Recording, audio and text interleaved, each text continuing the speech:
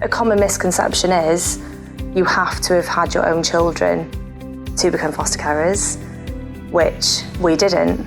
We started mid-20s and hadn't physically had our own children, cared for a lot of children, and could give evidence where we've helped a lot of children and looked after lots of different age groups. And we've done it the not as traditional way, where we've now fostered for 6.5 years, and now we're starting our family now. We've done it the slightly different way round, which a lot of people don't realise you can do.